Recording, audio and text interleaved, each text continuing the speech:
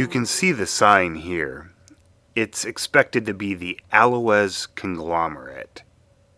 Why is the Aloes conglomerate such a big deal? Why name a conglomerate bed in between two lava flows? Well, because it's economically viable.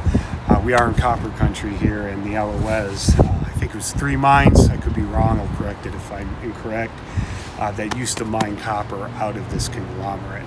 For all intensive purposes, with my boots on, I am 6 feet tall, so you can see this is a big rock right here. Now, when you look closely at this rock, you can see that it contains big red boulders, but you can also see that there's this dark, almost black matrix in between it here that's finer grain.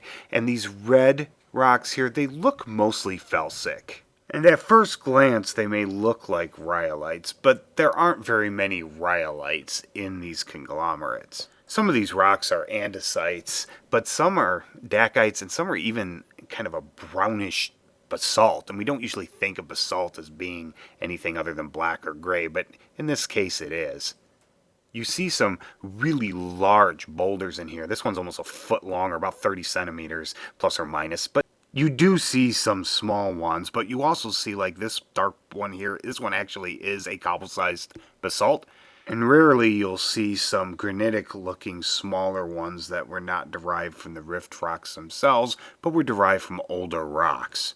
But out of this whole thing, this one here is my favorite. This one is odd man out. As you can see, it's white and it's very rounded, indicating it was transported decently. But you look closely at it, you look at the angles of the way this thing is weathering out, and you can see that it's actually just a big chunk of feldspar. Some things in geology we can consider good guides. Like this boulder's a good example of one of these principles, and it's a principle basically that the larger a inclusion is inside of something like a conglomerate, the less it was transported. It's closer to its source area. And generally with this chunk of the Aloes, that is true. Most of the large inclusions in it are the rocks from the Portage Lake volcanics of Midcontinent Rift rocks, but you do see smaller inclusions in it, and generally those are more rounded because they've been transported further, and they are generally from rocks that are older than the Midcontinent Rift, more like the Archean and other Paleoproterozoic rocks. But there are also some smaller inclusions of Midcontinent Rift basalts, dacites, and andesites in here, so it's not a 100% general rule, but it's a good one, and this rock does show that principle relatively well. So these interflow conglomerates like the Aloes, as a lava would harden and solidify on the surface, there would often be a little hiatus, a little unconformity, and these conglomerates would be shed from the surrounding highlands before a new lava unit was deposited on top. And this continued. There's throughout the deposition of the Portage Lake volcanics, there's actually a lot of these interflow conglomerates.